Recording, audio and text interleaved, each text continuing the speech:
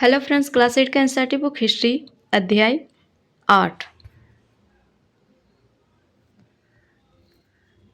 स्वतंत्रता हमारा जन्मसिद्ध अधिकार है।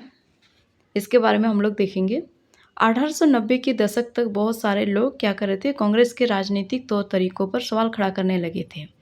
सब बंगाल, पंजाब और महाराष्ट्र में बिपिन चंद्र पाल, बाल गंगाधर तिलक और लाला लाजपत राय जैसे नेता आमूल परिवर्तनवादी उद्देश्य और पद्धतियों के अनुरूप काम करने लगे थे। उन्होंने निवेदन की राजनीति के लिए नरमपंथियों की आलोचना की और आत्मनिर्भरता तथा रचनात्मक कामों के महत्व पर क्या क्या जोर दिया। और उनका क्या कहना था कि जो लोग हैं ना, उसको सरकार के नेक इरादों पर नहीं, सरकार का जो नेक इरादा है उस पर नहीं क्या करना चाहिए, बल्कि अपनी ताकत पर भरोसा करना चाहिए और लोगों को स्वराज के लिए लड़ना चाहिए। तो बाल गंगाधर तिलक ने एक नारा दिया था, स्वतंत्रता मेरा जन्मसिद्ध अधिकार है। तो जो स्वतंत्रता है ना, वो मेरा जन्मसिद्ध अधिकार है और मैं इसे लेकर रहूँगा। तो जो स्वतंत्रता है वो हमारा जन्मसिद्ध अधिकार है और इसे मैं लेकर रहूँगा। इस प्रकार से बाल गंगाधर तिलक का ये नारा था।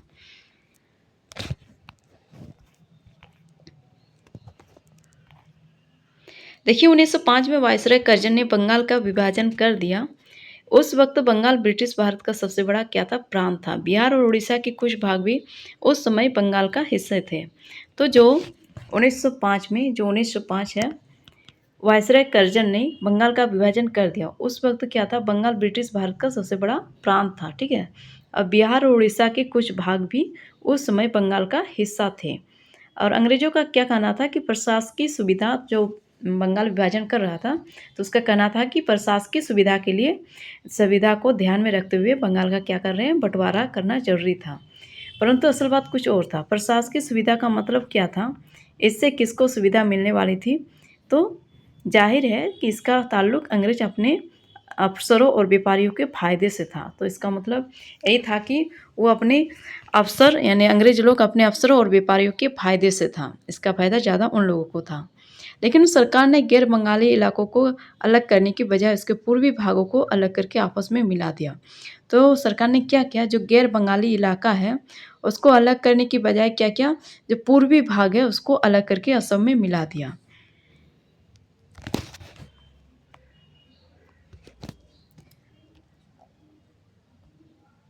पूर्वी भागों को अलग करके क्या किया, असम में मिला दिया ना। तो अंग्रेजों का क्या था मुख्य उद्देश्य, ये रहा होगा कि बंगाली राजनेताओं के प्रभाव पर अंकुश लगाया जाए और बंगाली जनता को बांट दिया जाए। तो जो बंगाली राजनेता है ना, तो उस पर उसका जो प्रभाव है उस पर क्या क्या जाना चाहिए, अंकुश लगाया जाए और फिर बंगाली जनता को क्या करें, बांट दिया जाए। बंगाल के विभाजन से देश भर में क्या हुआ, गुस्से की लहर फैल गई। मध्यमार्गी और आमूल परिवर्तनवादी, जो मध्यमार्गी और आमूल परिवर्तनवादी कांग्रेस के सभी धड़ों ने क्या किया, इसका विरोध किया। ठीक है। विशाल जनसभाओं का आयोजन किया गया। तो विशाल जनसभाओं का क्या किया, फिर आयोजन किया गया और जुलूस निकाले गए। जन प्रतिरोध के नए नए क्या किए, रास्ते ढूंढे गए। इससे जो संघर्ष उपजा उसे स्वदेशी आंदोलन के नाम से जाना जाता है।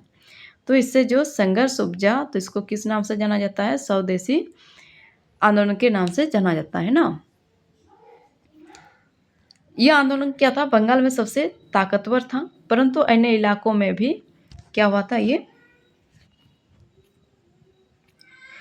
इसकी भारी अनुगूंज सुनाई दी। तो अन्य इलाकों में भी इसका भारी क्या हुआ, अनुगूंज सुनाई दी। उदाहरण के लिए आंध्र के डेल्टा इलाकों में इसे वंदे मातरम आंदोलन के नाम से जाना जाता है। तो जो स्वदेशी आंदोलन है तो वो आंध्र के डेल्टा इलाकों में इसको वंदे मातरम आंदोलन के नाम से भी जाना जाता था। ठीक है।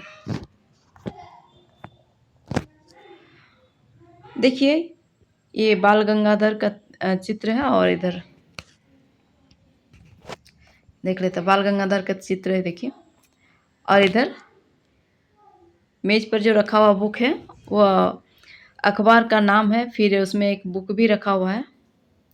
तिलक के संपादन में निकलने वाली मराठी अखबार है केसरी। ब्रिटिश शासन का कट्टर आलोचक बन गया था। जो मराठी अखबार था वो केसरी क्या था, ब्रिटिश शासन का सबसे कट्टर आलोचक बन गया था। देखिए यहाँ पर इसके पास बुक भी है और अखबार भी है केसरी।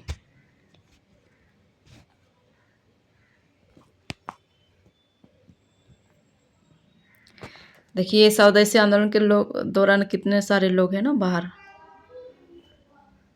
बहुत सारे लोग हैं।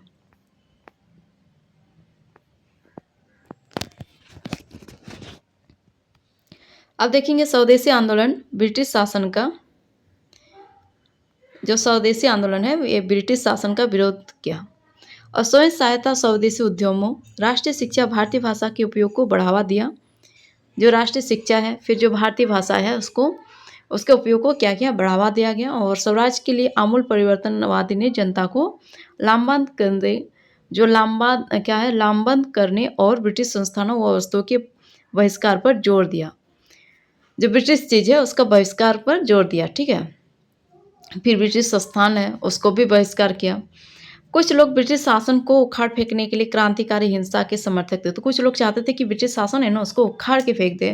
फिर इस तरह के विचार क्रांतिकारी हिंसा के समर्थक थे, ठीक है। 20वीं शताब्दी, जो 20वीं शताब्दी है, 20वीं शताब्दी के प्रारंभिक दशकों में कई दूसरी महत्वपूर्ण घटनाएं भी घटी। 1906 में मुसलमान जमींदारों और नवाबों के एक समूह ने ढाका में ऑल इंडिया मुस्लिम लीग का गठन किया। तो 1906 में क्या हुआ, मुसलमान जमींदारों और नवाबों के एक समूह ने ढाका में ऑल इंडिया मुस्लिम लीग का गठन किया। लीग ने बंगाल विभाजन का क्या क्या समर्थन किया। लीग की मांग थी कि मुसलमानों के लिए अलग निर्वाचिका की व्यवस्था की जाए।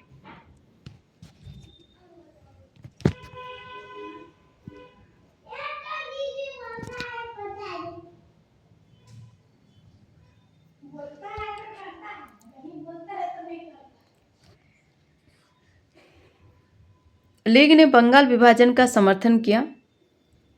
लीग की मांग थी कि मुसलमानों के लिए अलग निर्वाचिका की व्यवस्था की जाए।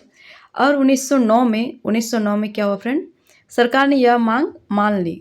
अब परिषदों में कुछ सीटें मुसलमान उम्मीदवारों के लिए आरक्षित कर दी गई, जिन्हें मुस्लिम मतदाताओं द्वारा दी गई। क्या हुआ, मुस्लिम मतदाताओं द्वारा ही चुनकर भेजा जाना था। इससे राजनेताओं में क्या हुआ, अपने धार्मिक समुदाय के लोगों को अपना राजनीतिक समर्थक बनाने का क्या हुआ, लालच पैदा हो गया, ठीक है। इस प्रकार से जो धार्मिक समुदाय के लोग हैं वो अपना राजनीतिक समर्थक बनाने का लालच क्या हो गया, पैदा हो गया। देखिए ये कौन है, ये लाला लाजपत राय है। लाला लाजपत राय पंजाब के जाने माने क्या थे, राष्ट्रवादियों में से थे। और ये याचिका और क्या करते थे, निवेदनों की राजनीति का विरोध करने वाले आमूल परिवर्तनवादी के एक प्रमुख नेता थे। वो आर्य समाज के भी क्या थे, सक्रिय सदस्य थे। तो ये आर्य समाज के भी सक्रिय सदस्य थे। और ये वो याचिका और जो निवेदन है उसकी राजनीति का भी विरोध करने वाले आमूल परिवर्तनवादी के एक प्रमुख नेता थे। आगे देखेंगे, ये लाला लाजपत राय का चित्र देखें ना। अब आगे देखेंगे 1907 में कांग्रेस टूट गई। मध्यमार्गी धड़ा बहिष्कार की राजनीति के विरुद्ध था। इन लोगों का मानना था कि इसके लिए बल प्रयोग की आवश्यकता होती है, जो कि सही नहीं है। संगठन टूटने के बाद कांग्रेस पर मध्यमार्गी का दबदबा बन गया, जबकि तिलक के अनुयायी बाहर से काम करने लगे। दिसंबर 1915 में दोनों खेमों में एक बार फिर एकता का, यानी दिसंबर 1915 में दोनों खेमों में एक बार फिर एकता स्थापित हुई। अगले साल कांग्रेस और मुस्लिम लीग के बीच ऐतिहासिक लखनऊ समझौते पर दस्तखत हुए। दोनों संगठनों ने देश में प्रतिनिधिक सरकार के गठन के लिए मिलकर काम करने का फैसला लिया, ठीक है।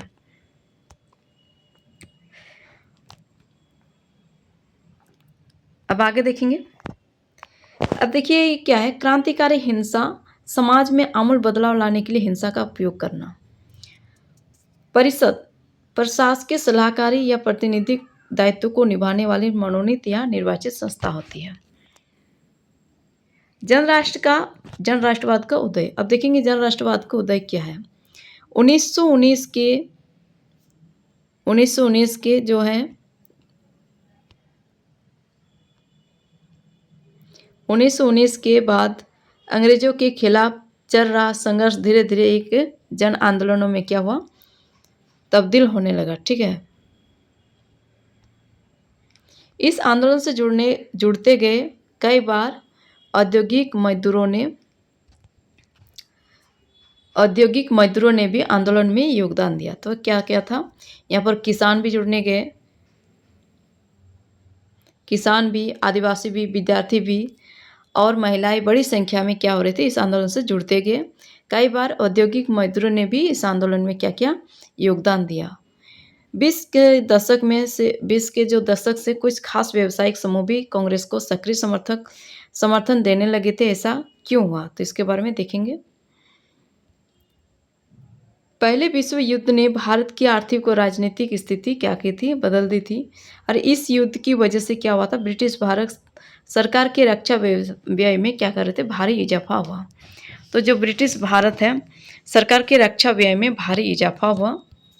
इस खर्चे को निकालने के लिए सरकार ने निजी आय और व्यावसायिक मुनाफे पर क्या किया, कर बढ़ा दिया। तो निजी जो आय है और जो व्यवसाय है उन लोगों पर क्या किया, मुनाफे पर बढ़ा दिया।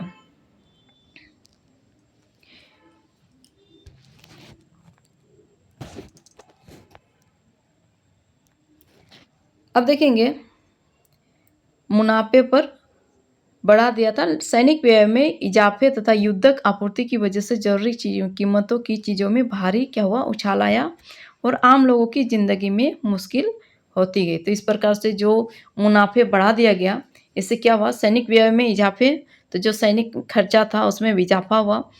इजाफे तथा युद्धक की जो आपूर्ति, जो युद्धक सामान है उसकी आपूर्ति की वजह से जरूरी कीमतों की चीज़ है उस पर क्या हुआ, भारी उछाल आया।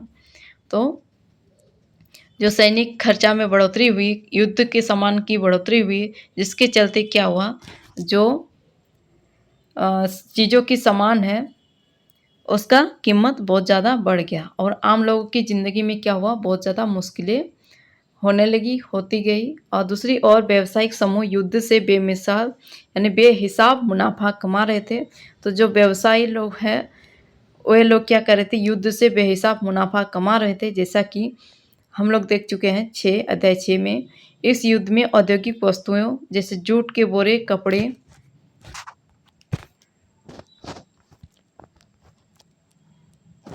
पटरियां की मांग बढ़ा दी। अन्य देशों से भारत आने वाले आयात में कमी ला दी। आयात में क्या किया, कमी ला दी। इस तरह युद्ध के दौरान जो भारतीय उद्योग का विस्तार हुआ और भारतीय व्यावसायिक समूह विकास के लिए और अधिक अवसरों की मांग करने लगे। युद्ध ने अंग्रेजों को अपनी सेना बढ़ाने के लिए विवश किया। तो जो युद्ध है उसमें अंग्रेजों को क्या क्या, अपनी सेना बढ़ाने के लिए क्या क्या बढ़ाने के लिए विवश किया। और एक विदेशी युद्ध की खातिर गांव में क्या क्या, सिपाहियों की भर्ती के लिए दबाव डाला जाने लगा। बहुत सारे सिपाहियों को दूसरे देशों में युद्ध के मोर्चों पर भेज दिया गया। इनमें से बहुत सारे सिपाही युद्ध के बाद यह समझदारी लेकर लौटे कि साम्राज्यवादी शक्तियां एशिया और अफ्रीका के लोगों का किस तरह शोषण कर रही हैं। फलस्वरूप ये लोग क्या हुआ, ये लोग भी भारत में औपनिवेशिक शासन का विरोध करने लगे। इसके अलावा 1917 में रूस में क्रांति हुई। इस घटना के चलते किसानों और मजदूरों के संघर्षों का क्या हुआ, समाचार तथा समाजवादी विचार बढ़े। संघर्षों का क्या हुआ, समाचार तथा समाजवादी विचार बड़े पैमाने पर फैलने लगे और जिससे भारतीय राष्ट्रवादियों की क्या हुआ, नई प्रेरणा मिलने लगी। तो देखिए ये 1917 में हुआ था, रूस में जो क्रांति हुई थी, इसका जो घटना है, इस घटना के चलते क्या हुआ, किसानों और मजदूरों के संघर्षों का समाचार तथा समाजवादी जो विचार है बड़े पैमाने पर फैलने लगे। ठीक है, और जिससे जो भारतीय राष्ट्रवादी हैं उसकी नई प्रेरणा मिलने लगी। जो भारत के राष्ट्रवादी लोग हैं उनको नई प्रेरणा मिलने लगी इससे, रूस की क्रांति से। ठीक है, अब देखेंगे महात्मा गांधी का आगमन। अब महात्मा गांधी का आगमन देखेंगे। महात्मा गांधी का आगमन, इन्हीं हालात में महात्मा गांधी एक जन नेता के रूप में सामने आए। गांधी जी 46 वर्ष की उम्र में 1915 में दक्षिण अफ्रीका से भारत लौटे थे। वे वहां पर क्या कर रहे थे, नस्लभेदी पाबंदियों के खिलाफ अहिंसक आंदोलन चला रहे थे और अंतर्राष्ट्रीय स्तर पर क्या कर रहे थे, उनकी अच्छी मान्यता थी। तो क्या कहते हैं, जो महात्मा गांधी हैं वो नस्लभेदी पाबंदियों के खिलाफ क्या कर रहे थे, अहिंसक आंदोलन चला रहे थे और अंतर्राष्ट्रीय स्तर पर क्या था, उनकी अच्छी मान्यता थी, उसका अच्छी वैल्यू थी और लोग उनका जो है ना बहुत ज़्यादा आदर करते थे। दक्षिण अफ्रीकी आंदोलन की वजह से उन्हें हिंदू, मुसलमान, पारसी और ईसाई, गुजराती, तमिल और उत्तर भारतीय, उच्च वर्गीय व्यापारी, वकील और मजदूर सब तरह के भारतीयों से मिलने जुलने का क्या हुआ, उसको मौका मिल चुका था। तो देखिए, महात्मा गांधी 40 वर्ष की उम्र में भारत लौटे 1915 में, ठीक है, दक्षिण अफ्रीका से बाहर लौटे और उनको सभी लोग से मिलना जुलना हुआ था, जिसके चलते उसको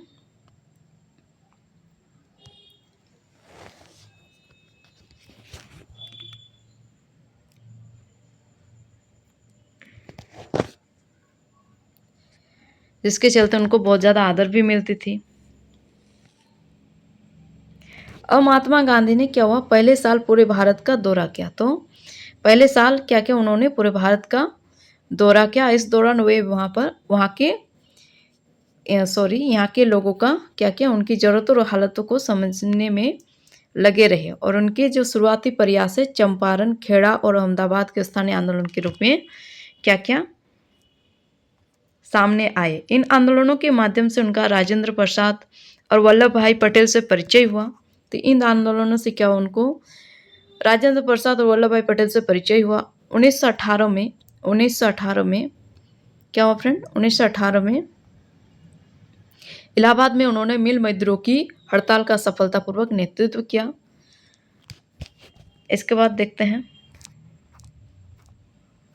देखिए इस चित्र में नाटाल कांग्रेस के संस्थापक डरबन दक्षिण अफ्रीका का है। 1895 नाटाल कांग्रेस के संस्थापक 1895 का।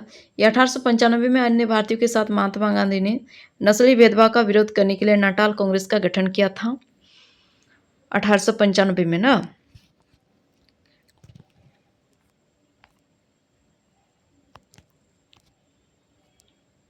अब हम लोग देखेंगे रॉलेट सत्याग्रह। तो अब रॉलेट सत्याग्रह के बारे में हम लोग देखेंगे।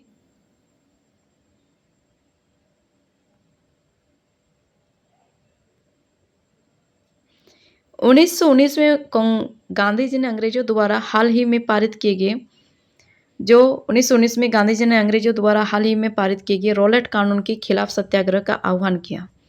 तो यह कानून क्या था, अभिव्यक्ति की स्वतंत्रता, जो अभिव्यक्ति है स्वतंत्रता जैसे मूलभूत अधिकारों पर अंकुश लगाने और पुलिस को और ज़्यादा अधिकार देने के लिए लागू किया गया था।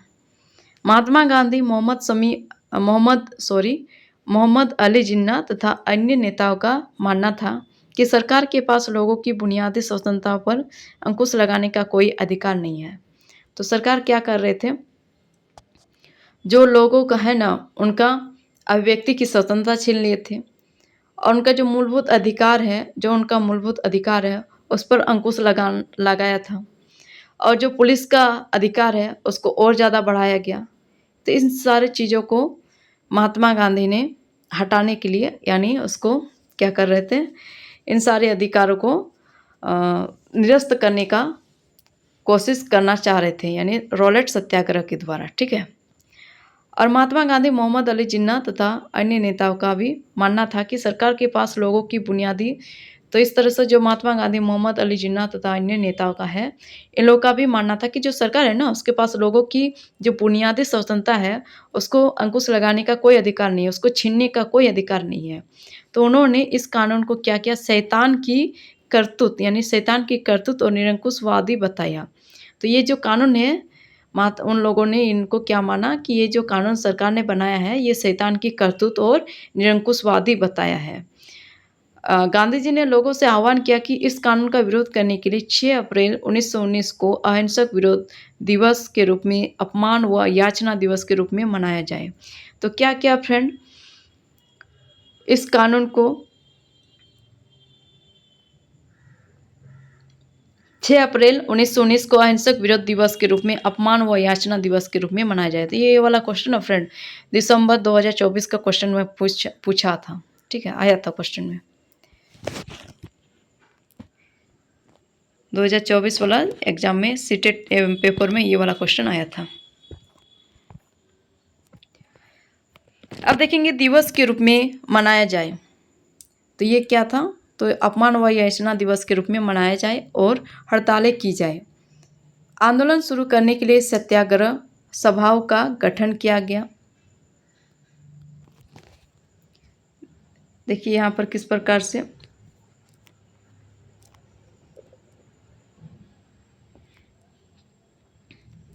ये जो चित्र है ना, इसमें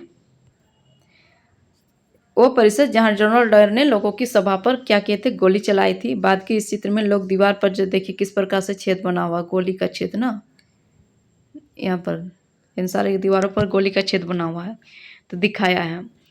अब देखेंगे रॉलेट सत्याग्रह ब्रिटिश सरकार के खिलाफ पहला अखिल भारतीय संघर्ष था। हालांकि यह मोटे तौर पर शहरों तक ही सीमित था। तो जो रॉलेट सत्याग्रह है ये ब्रिटिश सरकार के खिलाफ पहला अखिल भारतीय संघर्ष था और हालांकि यह जो मोटे तौर पर यह शहरों तक ही केवल सीमित था। अप्रैल 1919 में पूरे देश में जगह जगह जुलूस निकाले गए और हड़तालों का आयोजन किया गया। सरकार ने इन आंदोलनों को कुचलने के लिए दमनकारी रास्ता अपनाया। तो इस आंदोलन है ना, ये जो आंदोलन था इसको दबाने के लिए क्या क्या एक दमनकारी रास्ता अपनाया। बैसाखी पर्व के दिन यानी 13 अप्रैल बैसाखी पर्व के दिन अमृतसर में जनरल डायर द्वारा जलियांवाला बाग में किया गया हत्याकांड इसी दमन का हिस्सा था। तो 13 अप्रैल 1919 ईस्वी को जनरल डायर द्वारा जलियांवाला हत्याकांड किया गया। इस जनसंहार पर रविंद्रनाथ टैगोर ने अपनी पीड़ा और गुस्सा जताते हुए तो इस जनसंहार पर रविंद्रनाथ टैगोर ने क्या किया, जो उसको उपाधि मिला था नाइटहुड की उपाधि, वो भी वापस लौटा दी। रॉलेट सत्याग्रह के दौरान जो रॉलेट सत्याग्रह है इसके दौरान लोगों ने ब्रिटिश शासन के खिलाफ क्या किए थे, हिंदुओं और मुसलमानों के बीच क्या किए, गहरी एकता बनाए रखने के लिए प्रयास किए। तो जो रॉलेट सत्याग्रह है इसके दौरान क्या हुआ था, जो हिंदू मुसलमान है इन दोनों के बीच में एकता बनाए रखने के लिए प्रयास किए। अब देखेंगे नाइटहुड ब्रिटिश राजा रानी की तरफ से किसी व्यक्ति की अप्रतिम व्यक्तिगत सफलताओं या जनसेवा के लिए दी जाने वाली उपाधि है। ठीक है,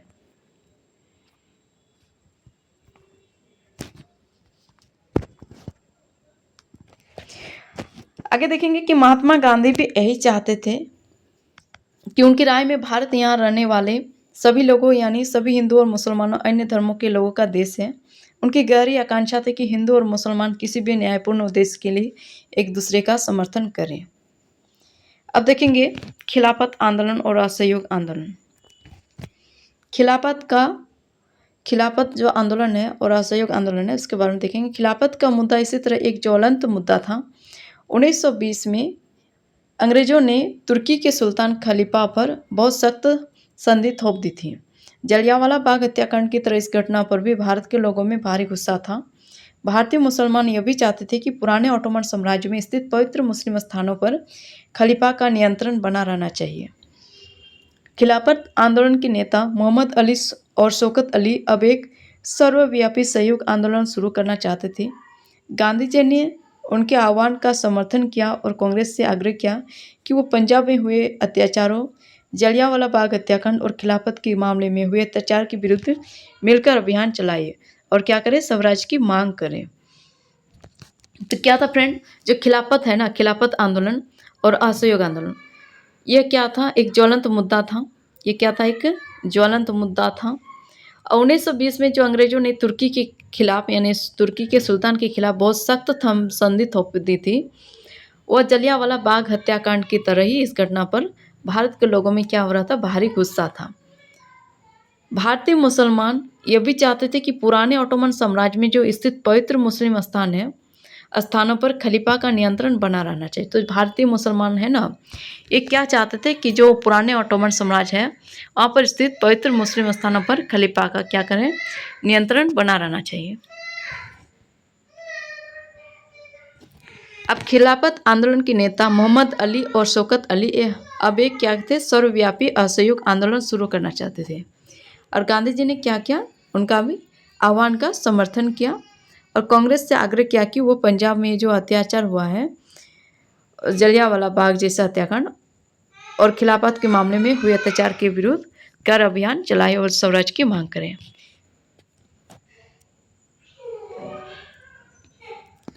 ठीक है फ्रेंड, दूसरा वाला भाग बाद में देखेंगे, तब तक के लिए धन्यवाद।